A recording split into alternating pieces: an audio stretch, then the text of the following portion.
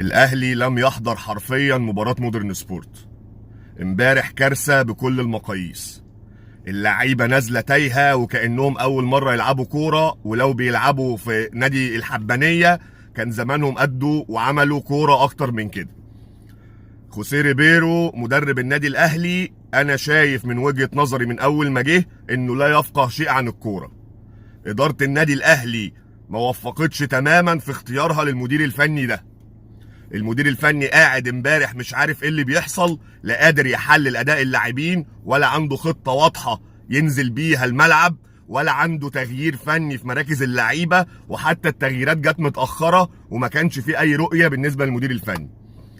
امبارح الاهلي من وسط الملعب مفيش وسط ملعب.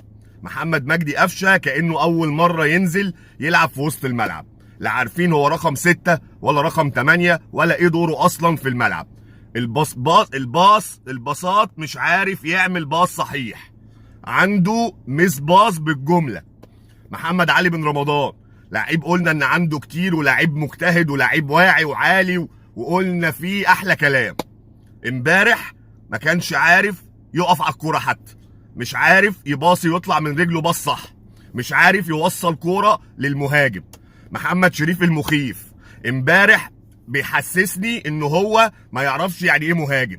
مفيش مهاجم يا محمد يا شريف بيستلم الكوره بظهره، مفيش مهاجم بيستلم الكوره بظهره. الكوره اللي جات لك مرفوعه كروس عشان تحطها بالهيد بتحطها بره، وهي عكس اتجاهها المفروض الف ب، هتحط الكوره بدماغك الناحيه الثانيه عكس ما الجون رايح معاك وعكس اتجاهك للكوره، بتحطها في العارضه القريبه.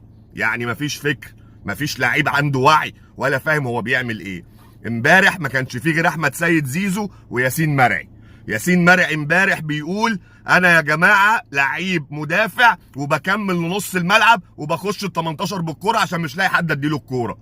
كلام فارغ واسلوب وطريقه لعب احنا مش عارفين هي اسمها ايه. مفيش شكل للنادي الاهلي، مفيش اي هجوم، مفيش اي دفاع، حتى الدفاع ميت، مش عارفين يطلعوا بالكوره. بنلاعب مودرن سبورت فرقه مع احترامي ليها فرقه فاضيه ما فيهاش لعيبه، وحتى لو فيها لعيبه يا دوب على قدهم.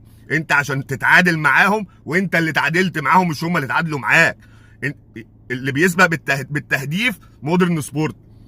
ايه الكارثه دي؟ وده ايه معناه؟ وفين اللعيبه؟ وفين روح اللعيبه؟ امبارح الاستاد اقول ايه؟ مفيش علم مرفوع للنادي الاهلي.